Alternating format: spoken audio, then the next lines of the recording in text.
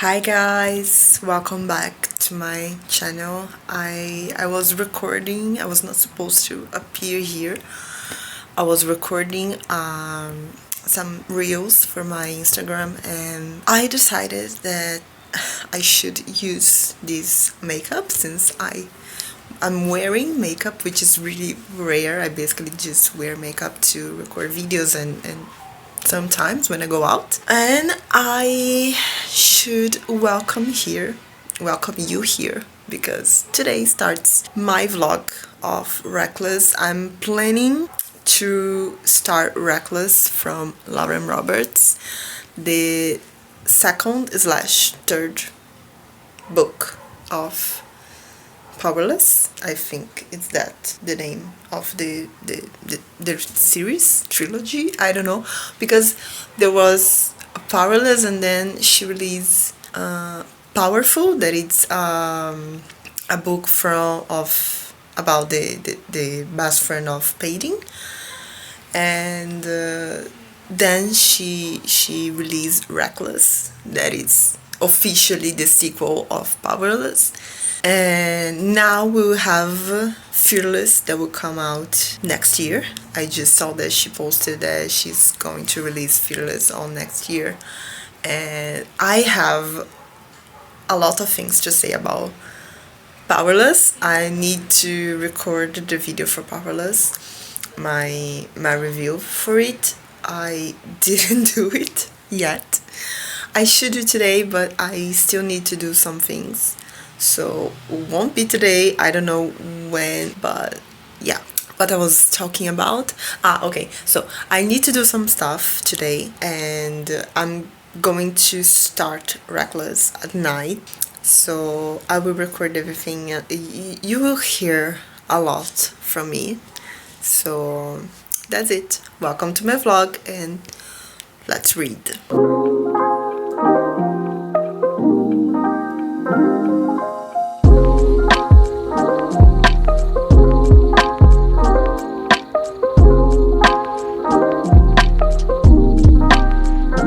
I told myself that I was going to update you guys when I reach 10% of the book, but I am at 8% and I have to tell some stuff. I have to get it out of my chest because I'm so pissed. I'm so pissed at Kai's family.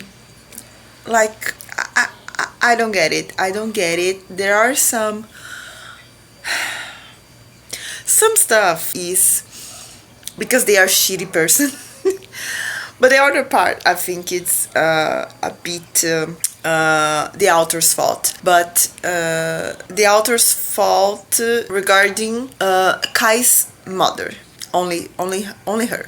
The rest is because they are shitty person. For example, his father, his father was a monster, right? We all agree with that. His father was a monster. His brother is a jealous motherfucker. And it's so, I liked Kit until the middle of the first book, more or less. After that, I started to realize that he was a jealous motherfucker and he was the daddy's son. You know, like the daddy's favorite, the daddy's proud, etc, etc, etc. And I was like, why you try to make a monster proud? A guy that, okay, is your father.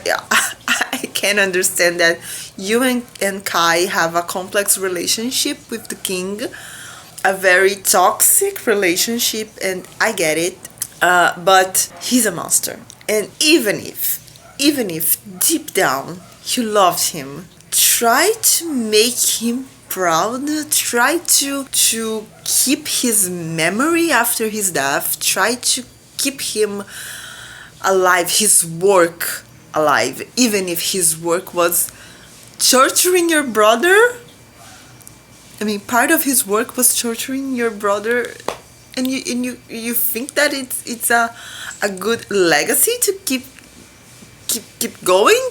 Who the hell are you? And who the hell are Kai to you at this point? Because if you're trying to keep your father's legacy, keep up your father's legacy, what does it mean to Kai? you know. And I reached a conversation that I had to stop between Kai and Kit, because Kit is starting to doubt Kai's motivation to get paintings. And anyway, I had to stop because Kit, it's pissing me off, and he was like throwing things on Kai's face that he shouldn't, and it was, well, let's go for Kai's mother. Kai's mother, the queen. I don't understand her, and the only thing that I understand is that the author tried to create a female character that was completely useless, as women were in monarchy times. And that is legit, that I get it, I completely understand. But for example, in the first book, I thought a bit strange that the queen appears just like, I don't know, 2 or 3 times, and just to talk about the ball. Like, the king was talking some things about the trials, and the queen stopped everything to ask, have you already chose your partner for the ball? Like, don't you have anything more to say? Neither to your kid, to your son. And okay, I get over it. And but then we start to learn about Kai's life, and I start to wonder, where was this mother when he was being tortured? When she was, where she was actually. And then I thought, okay, like, she had no voice in this situation, because she was the queen, and Kai's torture was a king's job, and a matter of the kingdom. So the queen has nothing to do with it, and she will probably even get punished if she tried to do something. Kai's understand that, probably she understand that, so she did nothing. But like, at the same time, I wish to see more of this relationship of mother and son, because even if she wasn't able to rescue him, to, I don't know, to look up for him in these moments, where she was when he was recovering from the tortures, where she was during his whole life. And something that is pissing me off here is that, okay, you have no voice in this matter, fine, but a king died, and you get sick because he died. You keep loving this man. Even after everything he did to your son, you keep loving him, and you get sick, you get depressed when he died. How you keep loving a man that tortured your own son? So, like, those things, it's it's pissing me off, because how? I don't get it. And I think this is the author's fault, because we don't have these moments in the book. We don't see. We see nothing about the queen. She's just there, a person that appeared in 3 moments during the entire book, and nothing. And this behavior of her, it's so unrealistic to me, unless she's a monster too, but I don't know. Another thing that was a bit awkward to me, and it is since the first book, is that sometimes I think the author writes scenes out of nowhere. She adds scenes in this story out of nowhere. For example, that is the scene of them dancing in the middle of a trial. Like, you are in the middle of a trial, there are people trying to kill you, and you stop everything and say, let's dance. Like, no. No. And now, Kai, we had a scene of Kai chasing Peyton to bring to the castle, and in the middle of this situation, Peyton ended up killing Imperial, and Kai stops everything. Kai stops everything, stop the chasing, and go to the body of the dead man and say, like, I will bury you, because this is what she would do.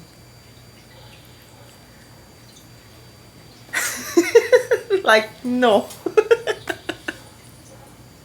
This is so out of nowhere. Like, You are in the middle of a chase.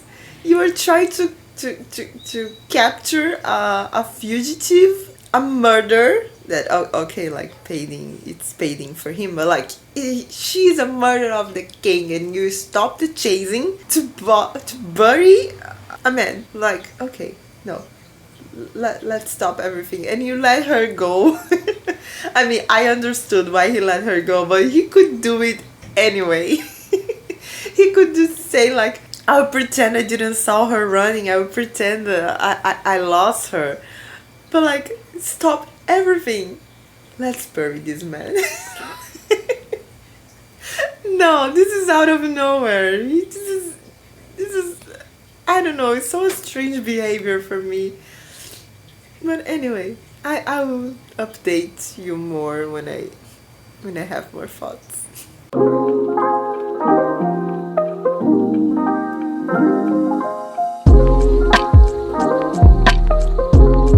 Oh my god, guys! I'm sorry, I look terrible. I'm covered in products for my acne. This is a product that I actually use for my acne. It helps a lot. I can show you later. But guys, I need to speak. I need to speak. Chapter 13. Mark my words. Chapter 13 is the chapter of this book. Unfortunately, this second book, it's not as exciting as the first book was for me, because I'm noticing a lot of flaws in this book, in the writing style of the author. Unfortunately, the writing is not catching me as I think I was like blind by the excitement, but in the first book, I mean. But after some parts I start to realize that the flaws, and I was like, if she continues with that, this will be a problem in the future, and she continues, and it's being a problem.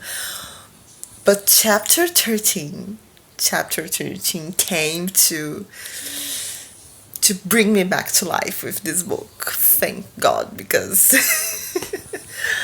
I'm scared that we'll arrive on a point that I will probably DNF it. I hope not, because I want to finish at least this vlog ending the book.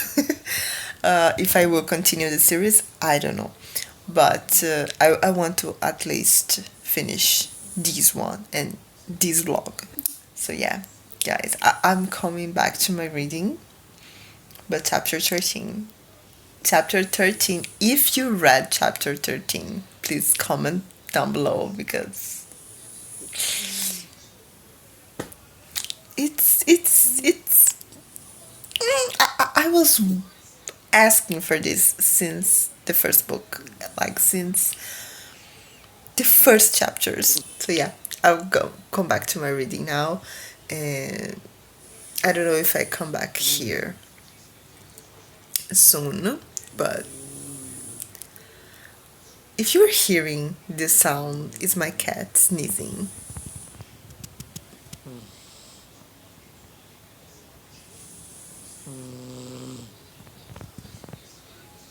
I'm sorry. Bye. Hello, it's been a while. I'm sorry. I'm a terrible vlogger. My plan was update you every 10% of the book. I remember that I stopped the last clip I did. I was at 10 or maybe 20%. Now I am almost at 60%. So yeah, it's been a while. Every time it happens some things, and it's been some days, and every time I'm like, because I read mostly at night before go to bed, and things happen, and I'm like, I need to record. But if I record my reaction instantly, I would be like whispering, and it would be no one able to listen to me, because it would be like that, because everyone would be sleeping and I would have to speak very low, and would be pointless record at that time. So every time I say it, the next day I record the clip that I was supposed to record the last night. but it never happened. So here I am. First of all, I decorate my Kindle. My little cute Kindle, look how cute it is right now. It's amazing, it's perfect. I'm loving this style. My first cover was this one. I love it, but I was a bit sick of it. But yeah, I'm still going to keep it. I will put it somewhere to anytime I want to change. But yeah, I did my own stickers, but I didn't, as you can see, some of them fall because I didn't exactly stick on the Kindle because I was afraid. Also, if you have any advice, please let me know down below, because I'm afraid to ruin my Kindle if I stick a sticker on my Kindle. So, and like if I want to change the sticker, I'm afraid that it's going to left some remains of glue on my Kindle, and I don't like it. But yeah, you can see I will have to adjust this. Anyway, I'm reading Reckless. As you know, I'm at 60% of it, and some things happened, and some crazy things. Totally crazy things. To start, I'm still in a toxic relationship with this book, because every time happens something that makes me like, oh my god, this is why I'm reading. But just to in the next pages, like, yeah, the next pages, it's strange to say like pages when it's a Kindle, but in the next pages it happens something that completely destroyed my patience, and I'm like, I'm not going to read it anymore. I'm going to get rid of this book just to the next paging, do something completely incredible, and I'm like, okay, this is why I'm reading. And we keep the cycle of love and hate, pretty abusive. But anyway, Paiding. Let's talk about Paiding. Paiding is a character that is not my favorite female character. She's good. I love that she's fearless. I love that she's fierce. I love that she knows how to fight. She knows how to do like basically a lot of things well. She's strong. She is persistent. I like a lot of things on her, but I also dislike a lot of things on her. But most of them, I think that she is too naive in some moments with people that she shouldn't be naive. Like, for example, with the people of the resistance, I know that some of them are really nice people, and some of them are really fighting for a better life. But for instance, like in the first moment that she met them, I wouldn't trust them. If I was her, like for a person that is a thief, for a person that it should be so, like she live for surviving, she should be smarter than that. Just because a guy said, I'm part of a resistance and I want to change the world and I want to give a better life for all of us, she's like, oh my god, this is what I want to, let's be friends, I will totally support you. And no, girl, what if he's lying? What if he's lying?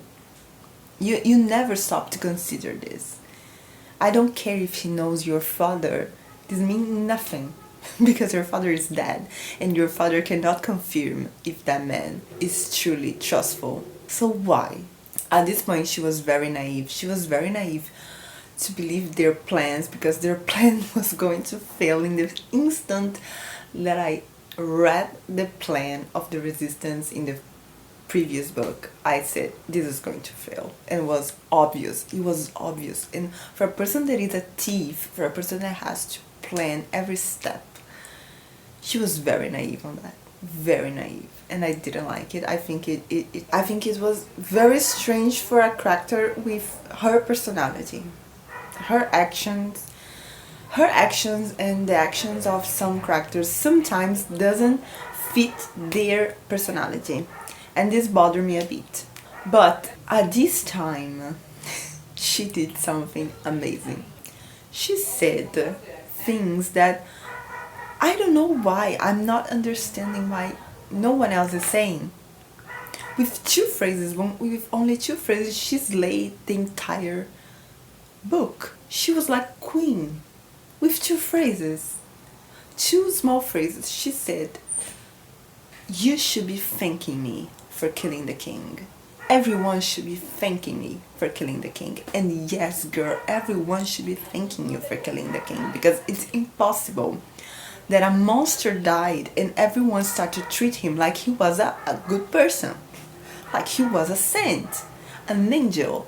I'm so mad at this. I'm so mad at this. I'm so mad at a kid for acting like his father was the best king and the best person to follow. I'm so mad at Kai to feel bad for his death. I'm so mad at the queen for being depressed and almost dying because her husband, that was a monster that tortured her own son, died. I'm so mad at these people. I'm so mad at everyone not speaking the truth. That is, I'm glad that he died. She did a favor. And the other phrase was like, she said, she was in a conversation and she said, I didn't, I'm going to not say the proper words because I want you to have the experience, but basically she said, I didn't kill a father, I killed a monster. And that it is. She's speaking everything that no one else is doing. No one else is speaking this. Why? Why everyone is treating him like he was a saint when he wasn't? I don't know. And this doesn't make sense either. Second thing that happened, and I'm speaking with 9 minutes already. Second thing that happened, Kit is receiving advice from someone. Kit is receiving advice from someone that I'm not understanding. I'm not understanding the rule of this. What is happening in this part, guys? Because I'm completely lost. I'm like, what? I'm lost. Kit's point of view, I'm lost. First I was mad at him because he was like, oh my god, my father, your father was a monster. But yeah, and then he started to receive advice from someone that I'm so curious. Like, the only reason that I want to read Kit's point of view is because I want to know what is going on in this part, because Jesus Christ is completely out of mind. But yeah, third thing, I'm a bit sick of this cat and mouse game that Peyton and Kai are playing. I love them. I think they're amazing. Their interactions are amazing. But I'm a bit sick of this cat and mouse game they are playing. It's a bit exhausting. I think it was possible to add more things than this. And I'm at 60% of the book and they are still like running and catching each other and fighting each other, and I was thinking like that at this point they should be already in the castle and she should be locked or receiving her sentence from Kit. But yeah, I don't know what is going on. I don't know what is going to happen, but this is it. I think with this, I probably had more things to talk, but I forgot right now. So yeah, I'm going to read more tonight, and if something more happen, I tell you guys. But yeah, that's it. I think I update you for the most important parts. I see you in the next clip. Hello, welcome to the final part of this vlog. I finished Reckless and I'm a bit mad, I have to admit, because all the flaws that I saw in the first book were still there in the second book. I don't know why. Like, sometimes I wonder if people are really advising her, because, and with people I mean the editor, the beta readers, I don't know, anyone that read this book before it got published. I think sometimes I think it's impossible that no one saw what I saw, because again, like, her writing is good. Her writing is really good. It's a book that you can read really fast and gets you curious. It makes you feel at least a bit interested in what is happening, and interesting enough to keep going, but anyway you still feel that something is missing. For me, there are parts in this book that just doesn't make sense, like Kai's mother almost dying because the torture of her son died, and she keeps saying that she loved him and that now she doesn't know how to breathe without him. And I'm like, women, you have serious problems. And I'm like, this is so unrealistic to me that I don't understand how this girl have this idea. How this girl have the idea of a queen that just appear in, I don't know, 3-5 moments in a book, just to say that how much she loves the husband that tortured her own son. I don't know. And but let's talk about Kai and Paiding. Kai and Paiding, it's amazing. Kai and Paiding is the only good thing in this book. Actually, Kai is the only good thing in this book. God damn that boy. That boy kills me. He kills me. I want Kai. And Kai is the reason that I'm mad right now. I'm so mad because this boy suffers so much. So much in that he suffers so much in his entire existence. That makes me mad because I want to see that boy happy. I want to see that boy having peace, and no. He just suffer and suffer and suffer. And I also think that she could have told us more about the resistance, like what is going on. I mean, there is a little part that we see about it, but it's just like a little part, and then they disappear. And we never hear about them anymore. Which makes me think, what is the purpose of this resistance for the entire series? And how she's going to manage this in the final book? Especially for the epilogue part. Because the epilogue part made any sense to me.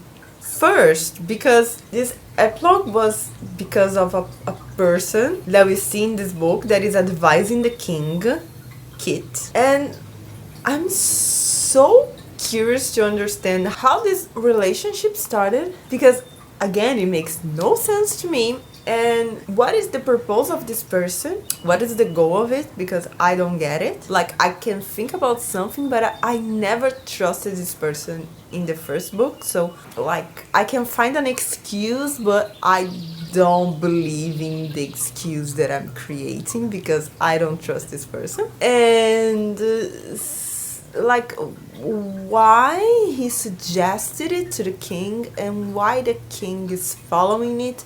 And I have so many questions that obviously I'm going to continue the series, but I have to tell you that from the 50% to the end, I have to shut down my brain